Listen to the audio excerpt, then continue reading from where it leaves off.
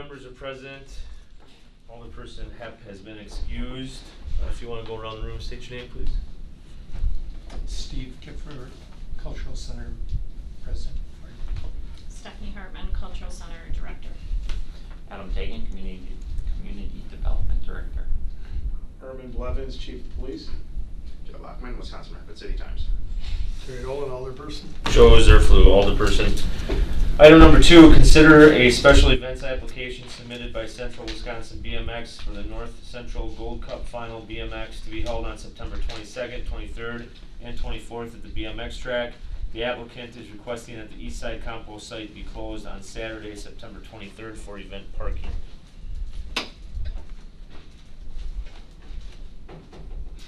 Is this My department didn't have any concerns. same thing as last year, or is this something different? I No, believe it's it's a a- different version. Sorry. It is a bigger race than what it has been in the past. Virtually all they're doing is requesting to close the compost site for the day. We had a meeting with the BMX and CVB about 2 years ago, because they had to bid for it that long ago. So there's a few things that we're still working through. Everything, stars aligned, it's gonna work out just fine, so. That's good for the area. Gail, you got any questions? Well, what is the Eastside hours on Saturday? Is it same as the West Side? Yeah, so Saturdays it's open from the 10 a.m. to 5 p.m. Yeah. I think that's the same. Yeah, so it'd just be closed for that Saturday. They actually end up using our gate as their entrance, so they'll somewhat have people policing the situation. So, well, if it gets approved tonight, we'll put up a sign tomorrow so that they have a week's notice, because it will technically be closed as of Wednesday night. So.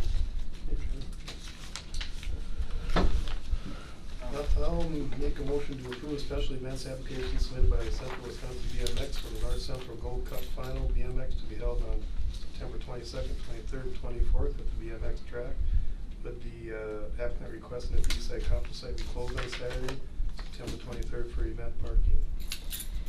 I'll second. Motion and a second to approve the application. Any further discussion?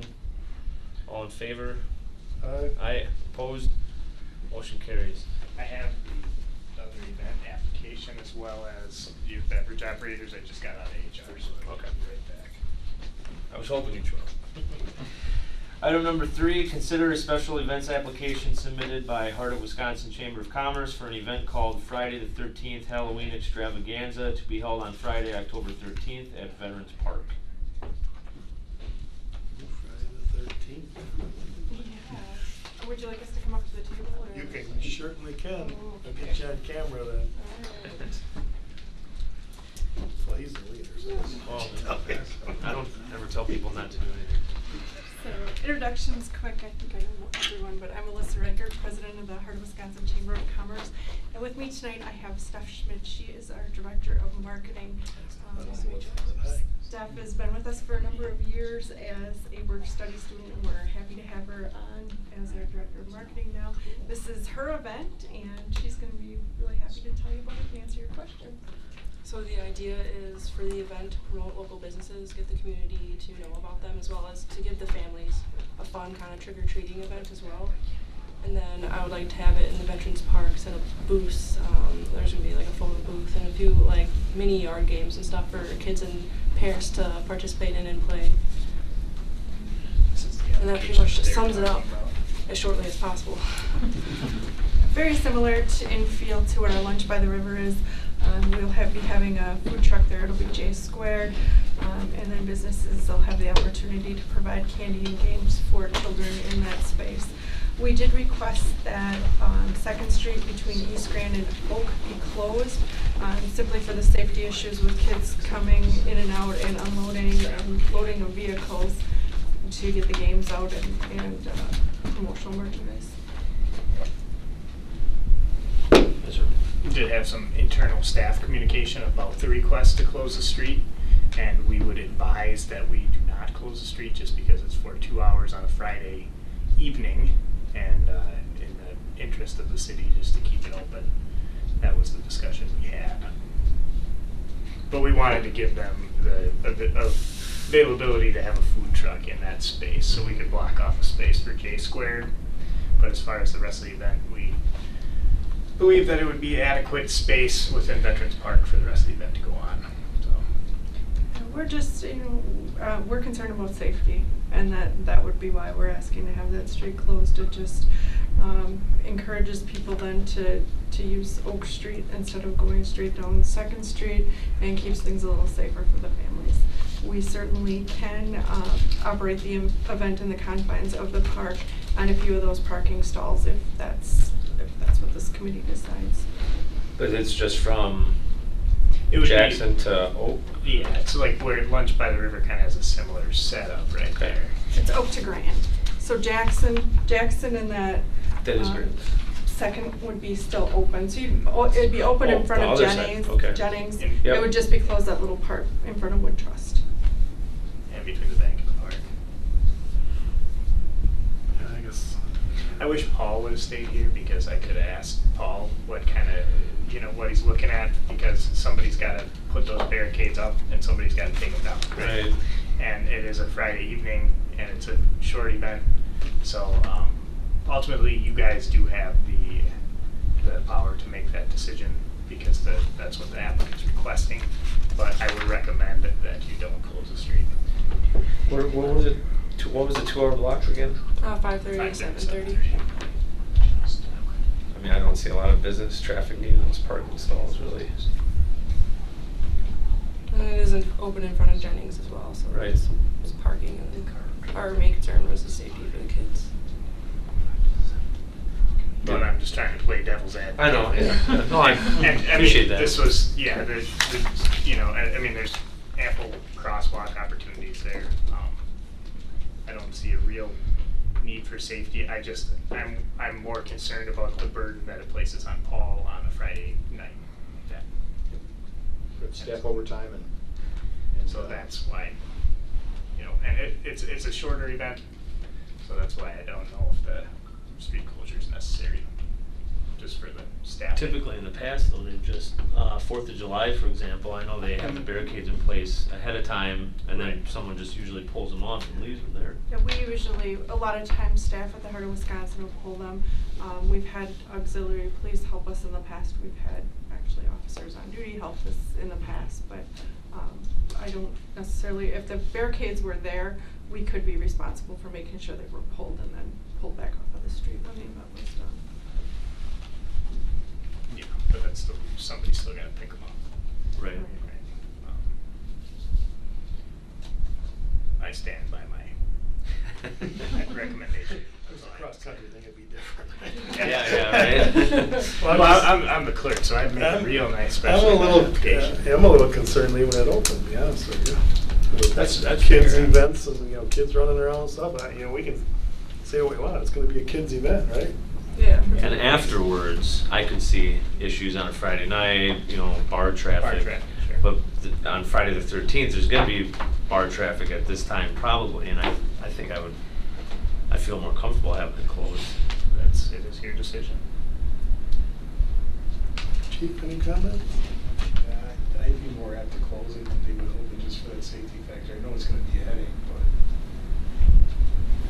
It's fine. I mean, Paul could probably get some I work help to a lot with I'll be Heart of Nashville, Wisconsin so on I'm these okay with events. whatever you do. I work a lot with these events, and there's just sometimes that we kind of rush these events through, Right. and we're just looking to get to have a better understanding of why we're closing down, what this takes from the city's resource perspective, I guess. So I'm all in favor of the event. Don't get me Could wrong. we approve the event and when's our next meeting? Let Paul think about it, I mean, we gotta, You're not We'll gonna- decide that later. I think we approve it with blocking the road off. That's my opinion. They did request that. It's not.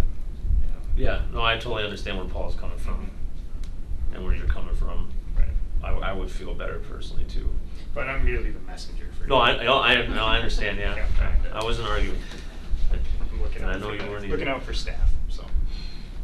How about we do this? I'll make a motion to approve the special events application submitted by the Heart of Wisconsin Chamber of Commerce for an event called Friday the 13th Halloween Extravaganza to be held on Friday, October 13th at Veterans Park with the request to have it cordoned off from Oak Street to Grand. Is that right, Grand?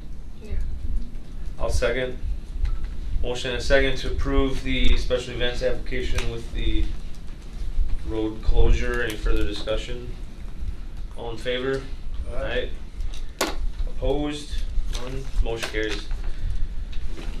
Thank you. Bring your families. You can hear me under my breath. I can bring my dogs now. Oh, jeez. I'm sorry, it's every time I can get off work. Okay, we'll make sure those barricades get pulled and put back too. Sounds good. Thank you. Sorry for the Yeah. headache. Yeah, no problem. Thanks for coming. Item number 4, consider for approval a grant application request for $38,757 Department of Justice Assistance Grant. This is actually, we're applied for a grant to fund a body worn camera program for the Wisconsin Rapids Police Department. This grant, if we receive it, there's no guarantee we're gonna receive this grant, of course. If we do, it'll pay for 17 body worn cameras, a dedicated server, battery kits, docking stations, software and land server licensing, and extended warranties for those cameras. And hopefully we do get this because we're looking to put cameras on our officers for that, open and accountability and transparency and serve the public. We've had them for a year now, and officers like having them too. Yes, in past experience, the officers in my previous department, there were officers who wouldn't go on the road if their camera wasn't working. Right. Because they trusted them that much. Well, I'll make a motion to approve the grant application request for $38,757 Department of Justice Assistance Grant. Second that? Motion and a second to approve the grant application. Any further discussion? All in favor? Aye. None opposed? Motion carries. Thanks, Chief. I'll be right back. Item number 5, consider for approval a grant application request for a $25,000 Wisconsin Department of Natural Resources Urban Forestry Grant. So, with the EAB outbreak that we've experienced, we have two choices as we deal with our public ash trees, and that's either to treat them or to take them down as they die. And so, in evaluating those costs, it's much cheaper to treat the ones that are treatable at this point. And we're estimating that the cost for treating the ones that we can treat and the removal of the ones that we can't will be about $50,000 for 2018.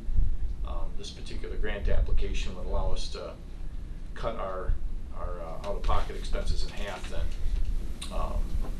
if it's awarded. So I think this is a good one to apply for, especially since we're going to have these costs regardless if we have the grant or not. What it will allow us to do is maintain some substance in our urban forestry program, and do some plantings and maintenance on other areas where we still have those needs. So I certainly recommend allowing staff to make the application. I'd make a motion to approve a grant application request for a $25,000 Wisconsin Department of Natural Resources Urban Forestry Grant. Second. Motion and a second to approve the grant application request. Any further discussion? All in favor? Aye. None opposed? Motion carries. Item number 6, consider for approval a request to transfer $60,000 from the Public Works Construction Fund to the Sidewalk Maintenance account.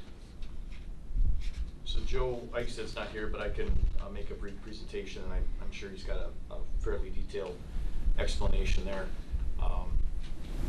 We do have quite a bit of sidewalk work that we have the opportunity to get done this year with funds available in our Public Works Construction Fund. We really can't do that work without the amendment, and so hence the request to make the transfer. You want to see where the work area is? It's in my street, and all the block sidewalks around us. Yeah.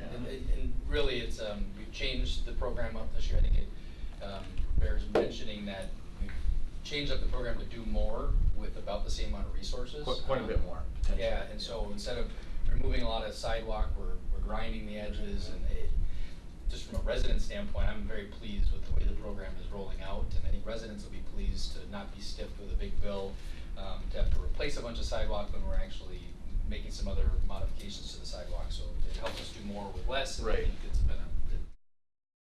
the residents beyond me believe that. I know Adam, I think did check some in your area too. I don't know if you've got a bunch of sections.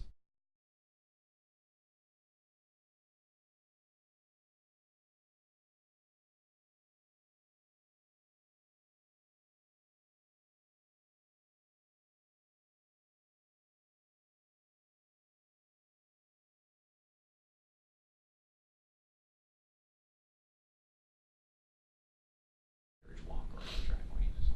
A lot of area. of Right, town. and by expanding the program from strictly a remove and replace vision to other maintenance, such as there's a grinding cutting technique that's really quite effective on many hazard areas at 1/5 of the cost.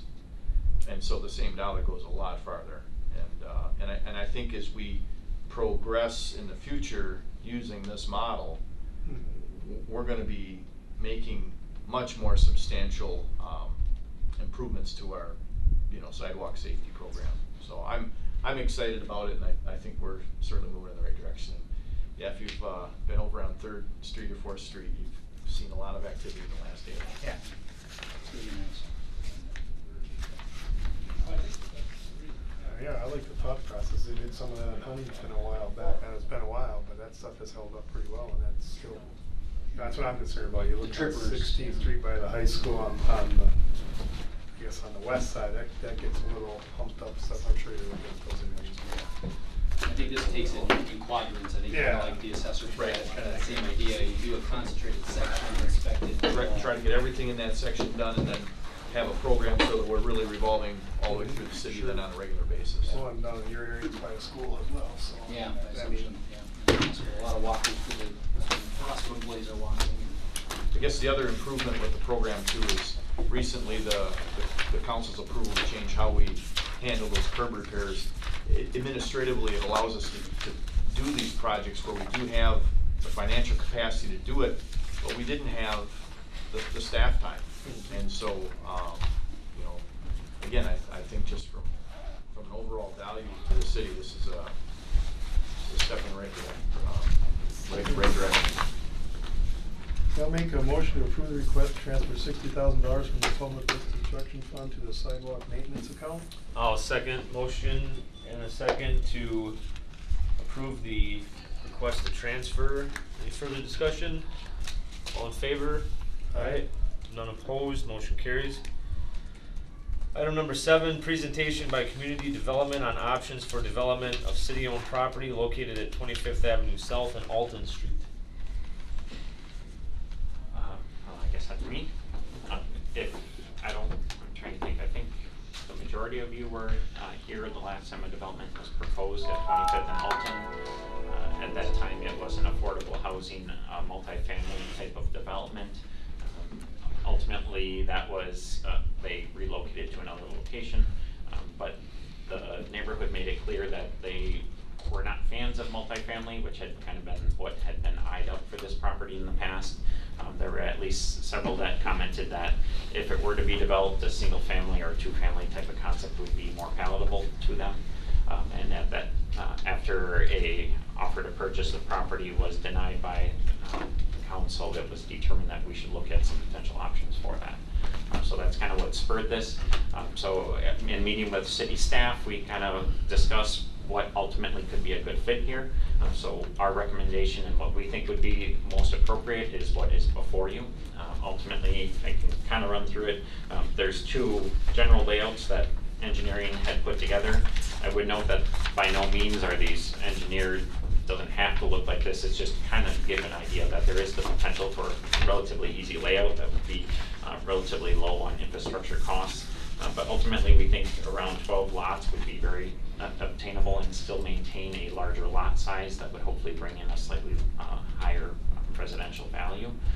Rather than trying to fit more in and ending up with smaller lots, and maybe then you're not getting the price point maybe that we have heard through our housing study and through other sources that we're lacking a certain kind of market in our new housing starts.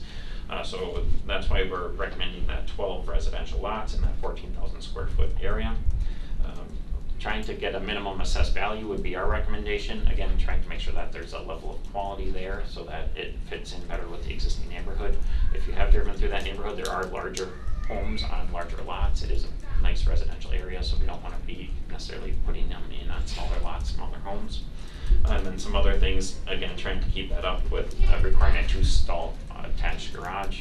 Again, trying to minimize a number of cars in the driveway or potentially parking on the street or in the yards. And then having masonry on the front facade, again, brings up that price point immediately.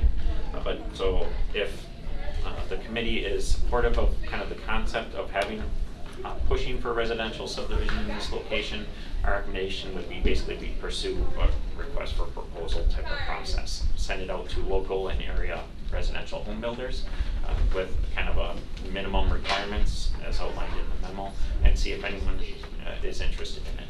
I can't tell you that there would be takers or there wouldn't be. We haven't tried this. The last time the city supported a residential subdivision, we went about it a completely different way. In that instance, the city completely developed it on our own and tried to sell it to individual builders. I don't even know if most of you know that there is a city subdivision. It wasn't really the greatest success. A lot of people bought multiple lots, so you didn't get the total number of homes built, you didn't get the tax base that it wanted to get, and it hasn't, and the lots really have, I think there's still the number that are available today for purchase. But again, the hope is if you get a builder who's interested in obviously selling his product, that he's more motivated, finds the buyers, maintains that level, and it will develop in a shorter time frame than what you've seen with our other initiative. But again, that was just staff trying to give you that option as directed and looking for direction.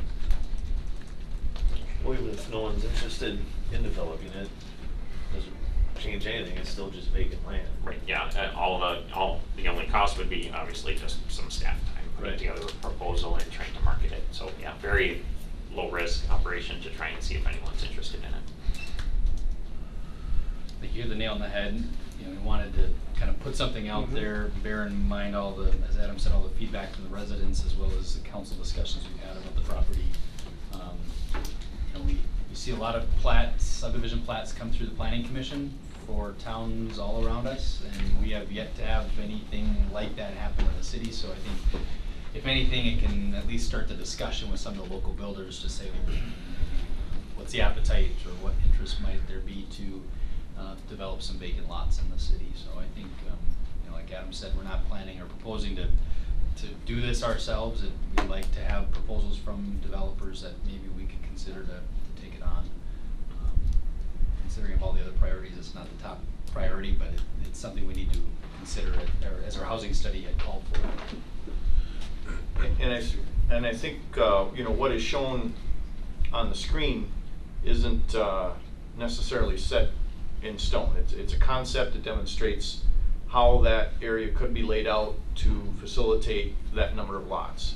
I think the objective would be, you know, leave it up to the developer's imagination if they wanted to do something a little different, but the general concept is that number of lots approximately that size, and demonstrate how it could lay out if they so chose to do that. Mr. Chairperson. Okay, that's a question. Adam, as far as that goes, what kind of, because hypothetically, what if we only had one builder, developer that came in and said that he would meet the requirements that having $150,000 houses in a certain amount of time for our valuation, obviously we generate tax base. What if it was only one person and the situation is that we would gift that individual or that firm the land, that was his deal with us, is $0, but he would develop, or she or whoever. What penalties are there what safeguards are there, that if there's only 2 houses the developer builds, and then now 5 years later, for whatever reasons the houses didn't sell and the developer says, sorry, I'm not gonna develop anything more because I can't even sell these 2 houses, but per the agreement said that there may be 5 houses in 10 years, I don't know, however it's worded. What is the enforcement? What do we have the recourse? Can we take back that land and try and develop it to someone else? I would think a development agreement would address that, you know, basically if you say to gift the land or for $1, that they would have certain parameters they have to make, and if they don't meet those parameters, then they have to, you know, basically, you know, you have penalties in there, or they have to purchase, you know, the land, so to speak, and, you know, defer, you know, but obviously a development agreement is only as good as the financial solvency of who you're, you know, who it's with, but that's how I envision something like that you would say. If they don't meet those. Sure. I mean, it's just like, kind of like we have those in, you know, some of our, you know, industrial where you have development agreement, you have clawback provisions are basically called that. If they don't meet this, then they have to pay penalties or purchase the land or anything like that. But usually that's with a single entity that has an interest in wanting to build Right. infrastructure on there and generate Right. profit, Mhm. and not that a developer for residential wouldn't be, Right. but, you know, it just seems like it might be a little bit more scary. But on the other hand, if we don't put any money into it, if we're not out anything. Yeah, or, you know, whatever the vacant lots revert back to the city, I mean, however you legally craft that. Yeah, and if one proposal comes back, the city council's not comfortable with it, there's no obligation to accept Right. that proposal. It's a request for Very proposal, true. Yep. so you can walk away. Yeah. You wouldn't have to say, we're gonna go with it even though we're not comfortable. So there's no surveying, there's nothing other than sending something like this out? Yeah, and again, this was a couple hours of work from Mhm. engineering, just really to give someone who doesn't normally do it, they can look at it and say, okay, that makes sense. Sure. It really was just for a visual representation. So, yeah. Good. So you're just looking for a nod? Yeah, I guess we're looking for direction. Yeah, I don't know what that well, needs it's to a be. presentation, so there, I mean, I guess, there's no, you're not really directing, I mean, I guess. If I'm not sure hearing what you're anything, I looking would for. Yeah. put together an RFP. We bring that back for formal approval. Adam just doesn't want to waste his time. Right? I like wasting time. Yeah, It's just other this is people's. so valuable Yeah. that we don't. All right, well, thank you. Thank you. Item number 8, consider for approval a real estate sales agreement to purchase real estate located at 161 3rd Street North, City of Wisconsin Rapids, the former Eagles Club. Tax parcels 34-081574 and 34-08156.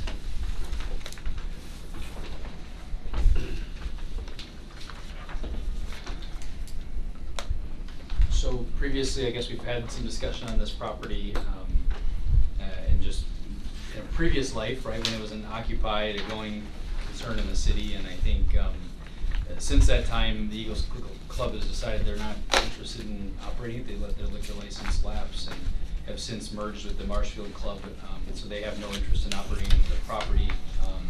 They came to the city at some point here in the last number of months with an interest to sell the property to the city. We had some discussion, Alderperson Dolan and I walked through the building and got to see what kind of condition it's in. While it's not falling down, I think anybody that wants to do anything with it's gonna require some capital. I think long-term it fits the city's vision and plan for redevelopment, that the property it sits on might be necessary, might be needed for other redevelopment purposes, particularly if the triangle gets redeveloped. And there will be parking or any other dynamics. I guess it's hard to tell exactly what the future might hold. It is consistent with the city's downtown plan that it consider it for redevelopment. I do think on a short-term basis, the property might be, we may do a similar proposal or similar fashion like we did with the last item, and seek a tenant that may not require a lot of improvements, but may need some space for things. There's a number of options that come to mind for folks looking for space, fairly inexpensive space downtown. But ultimately, I think it when the Eagles Club approached the city, it made perfect sense for the city to engage in discussions related to acquisition.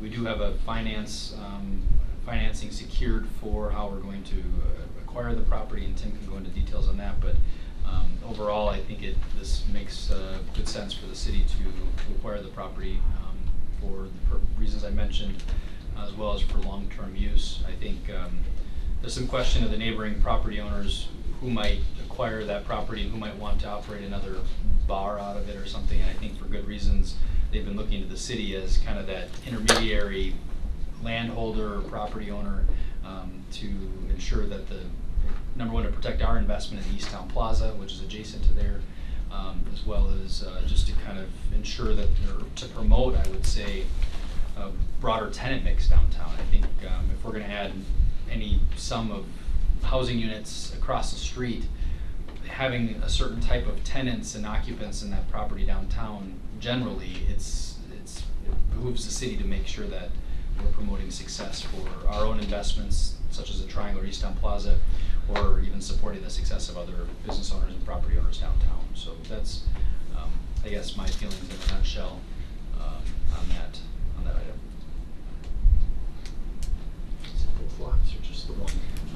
The city owns a parking lot. Yeah, so actually the property line, there's some question about where the K&W Glass lot line is. I think the Eagles Club and the real estate transaction or pieces indicate that we own through that driveway, so it's just off the concrete approach that was placed. And there's, I think, a lean-to and some angle parking to the northeast also, right? That's also owned by the Eagles. It'd be both. Yeah, the city paved that, but they paved it with the agreement that the city could use it as public parking. Okay. Yeah. Okay. So there's the old, what they call the laundromat building, as well as the bar. Right. Bar structure. Thank you. Can you explain the financing, Tim? Yeah, basically, we funded with, this year we received a dividend check from our insurance company for approximately $65,000. So we'll be allocating those funds to the purchase of that. And then that'll be transferred to the tax incremental district number 7, which is the downtown TIF, which is where the property is located. And then we'll be using $20,000 of tax incremental financing funds in the tax incremental district to fund the residual amount for the approximately $85,000 purchase price.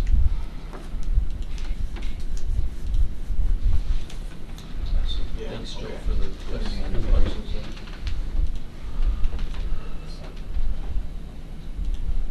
Those 2 parcels.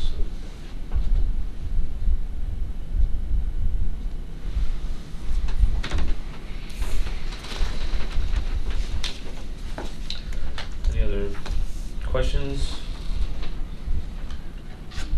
Well, I think it's probably worth more dead than alive. I'm wondering as far as the cost of demolition and stuff like that. I don't think we're planning to demolish it at this time. Okay.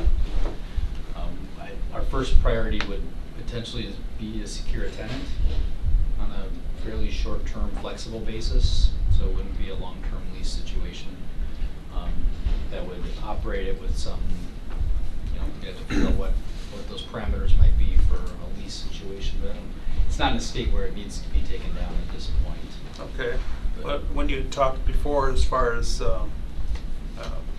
not necessarily move-in condition, is what type of dollars are going to be needed either by a new tenant or by the city too? It's a good question.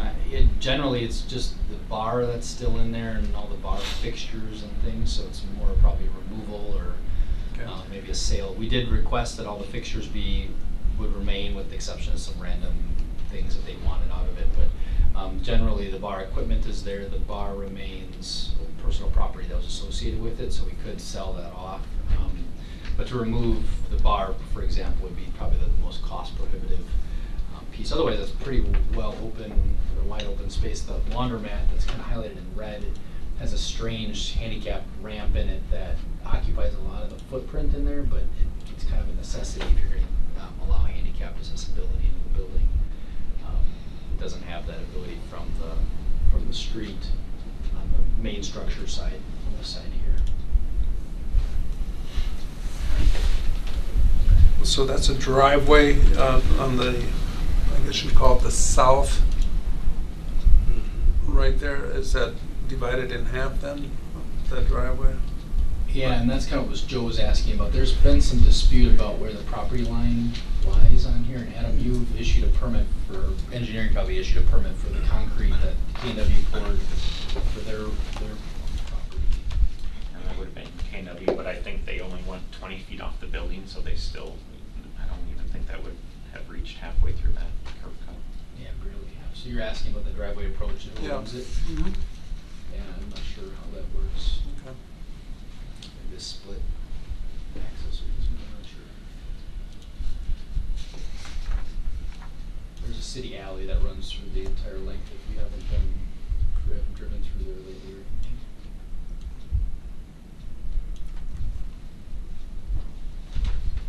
And then for everyone's point of reference, the city owns that structure, which is that structure in the parking lot, which is the East Town Plaza building.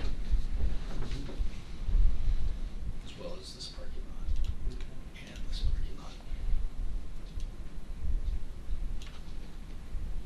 So with the exception of these three properties, sorry. And this, the city owns the rest of all that.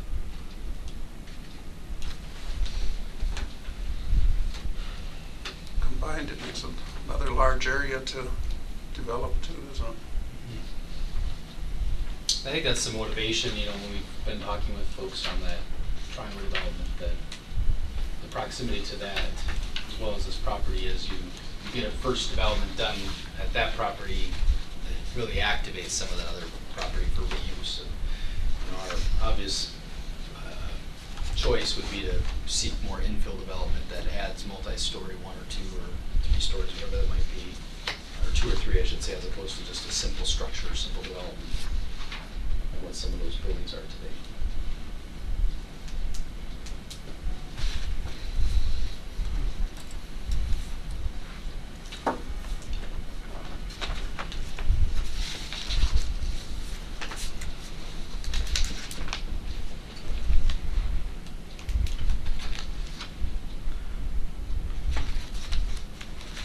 So the sale being conveyed or consummated on or before September 15th, that'd be before it went to full council. Yeah, those dates, right, it needs to receive council approval on it before September 19, and I confirmed that with him, and then we'll probably close within a couple weeks if it's a week or two after council would approve it, probably by the end of September, getting back to October.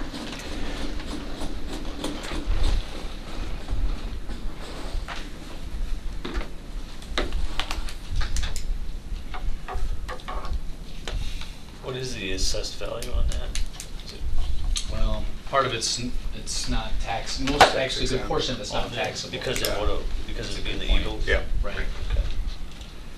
So they had paid property taxes based on their Well, I revenue think- producing, but Yeah, it's about $1,600 in property taxes, it looks like. Yeah, I think they're both taxable if you go to the tax. full income both of them. I mean, there's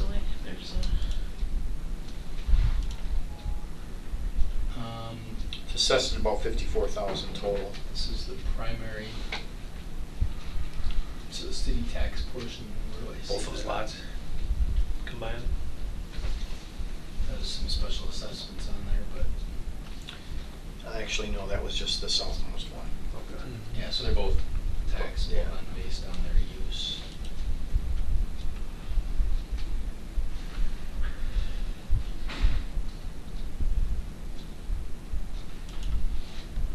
Assessment. 54,000 is the one on the wall, yeah, that one. I don't think the other property has got a valuation. I think that's right, I remember looking at that.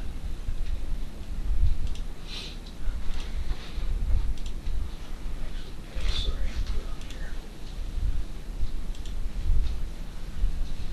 Looks like over the last 5 years, their average Yeah, no tax assessment. bill's about Every $1,600. Yeah, one's taxable, one's not. I believe they technically meet in what you call the laundromat building, so I believe that might be partially why it's. Right. fraternal orders in that one you're talking about where they meet, so that would make sense.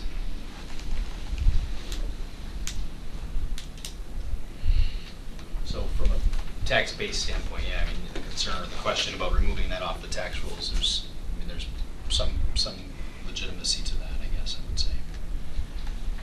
54,000 of it. Wouldn't take much of it to make that up, though. No, and I think we would actually probably come out ahead if we were looking at saving up an account for demolition at some point in the future. I can't remember the replacement of the roof and things on the structure, but there haven't been any. I mean, Terry can attest to it. It's not in rough shape. It's just, I think at the end of the day, our preference would be not to see another proprietor try to operate a bar out of it and create a public nuisance like previously existed there, and then we can't find people that want to live downtown and people don't want to buy some of the buildings and make some significant investments in them as they've done. I don't think anybody's missed the operation there. Yes, anybody in the police group here.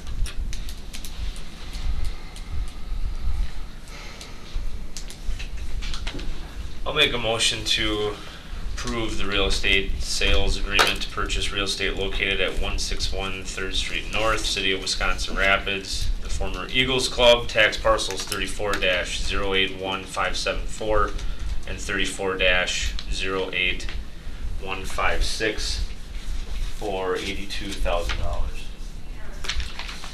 Second that? Motion and a second. Any further discussion? I would just for clarity, as Tim said, in terms of use or source of funds, that people have asked if it's coming from general fund, tax levy, or what, and as Tim had said, it's TIF dollars as well as the dividend check from the insurance company, so to the extent. I think that second parcel ID number might not be correct. Yeah, isn't that Let me just double check it. 576 maybe? That's what I think, yeah.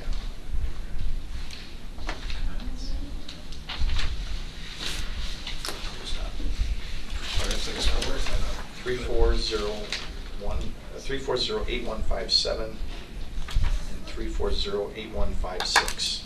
So it's not 74, it's 7. Corrected. I guess I'd like to note the correction in my motion. Are you comfortable with your second still? Yeah, I'm still comfortable with my second. Okay. So all in favor? Aye. Opposed? Motion carries. Item number 9, consider for approval resolution number 23-2017, budget amendment number 4. Okay, this is just the budget amendment based on the action we took earlier in the agenda concerning the transfer of $60,000 from the Public Works Construction Fund to the Sidewalk and Maintenance account in the general fund, and the purchase of the previously approved private Eagles Club. And basically just go over that is that we basically be transferring the $65,000 dividend check in the general fund to the tax increment district number 6, and then applying fund balance in the tax increment district $20,000, establishing a budget TID for $85,000 to fund that purchase. And then we'll be transferring the $60,000 for unutilized project funds in the street construction account and the public works construction fund, and transferring that into the general fund where the sidewalk maintenance account resides. And then the other item on there is library, just some budget cleanup from the beginning of the year. When we approved the budget last year, there was a 1% lump sum, and we're just adjusting the library to reflect that payment to those library employees in the library budget. And we're transferring that from contingency where it was initially budgeted. I'll make a motion to approve resolution number 23-2017, budget amendment number 4. Second. Motion and a second. Any further discussion? All in favor? Aye. Opposed? Motion carries. Item number 10, beverage operator license applications. I did review the applications and there's renewals. Yeah. Renewals. There was one denied, but it was the same applicant that had previously been denied. I don't have that with me, so it's going to wait till October. Okay. But it was denied by Ermin this afternoon. I just do not physically have it to show it to you, so we're going to wait until October. But the applicant basically, we sent her a letter that explained the appeals process to her, and you got to notify us if you want to appeal appear before the council. That's their appeals procedure. And then we put a closed session in the meeting, and he or she can make their case. And she claimed that she did not receive the letter. We sent it via regular mail. So we're going to give her the benefit of the doubt, and she's probably going to appeal to council in October. But we can deal with that in October. So the ones that you have in front of you are the only ones that you need to consider tonight. Make a motion to approve the beverage operator license applications as presented. Second. Motion and a second to approve the license applications. Any further discussion? All in favor? Aye. Opposed? Motion carries. Item number 11, audit of the bills. I'll make a motion to approve check numbers 68905 through 69358 and manual checks 99327 through 99446. Second that. Motion and a second to approve the bills. Any further discussion? All in favor? Aye. Opposed? Motion carries. Item number 12, set next meeting date. I personally kind of like the second Tuesday. Okay. Well, then that would be the October 10th, and I think we should probably put in there that the meeting for their next regularly scheduled finance committee meeting will be October 10th, but we might have additional meetings in October for budget purposes, but the regularly scheduled one will be October 10th, if that's the second Tuesday. Is that okay with you? Your boss. What about, Yeah, that's tomorrow. don't you have to know that? I don't know, the next scheduled meeting? So that might be a committee of the whole. We said the recs regularly scheduled are normal. Oh, the right. Yeah, I mean, like I said, in October, we might have multiple meetings to deal with budget. So I guess maybe in the motion, say the regular Yeah. October meeting. Yeah, so people know that for regular business. that Because there is a on the meeting 10th. tomorrow. Yeah. It was noticed twice. So. Yeah, but that is because if there's not a quorum, Oh, okay. then it's a finance meeting. Okay. If there is a quorum, it's a committee of the whole. I see what you're saying. All right. So they both have to get notice in case. Do we need a motion to set the date actually, or just say? Discussion. The minutes reflect. Yeah, I can just. Okay. Yeah, minutes will reflect. Item number 13, then, in open session, the committee will vote to go into closed session under section 19.85, parent 1, parent E of the Wisconsin statutes, which reads, deliberating or negotiating the purchasing of public properties, the investing of public funds, or conducting other specified public business whenever competitive or bargaining reasons require a closed session. Sub A, in closed session, the committee will have preliminary discussions on a proposed development agreement with the Southwood County YMCA and the Boys and Girls Club of the Wisconsin Rapids area. Sub B, in closed session, the committee will discuss a lease proposal from the Central Wisconsin Cultural Center for space in the Centralia Center. And sub C, the committee may return to open session and take action or make recommendations regarding item 13B. Make a motion to go into closed session. I'll second. Motion and a second to go into closed session.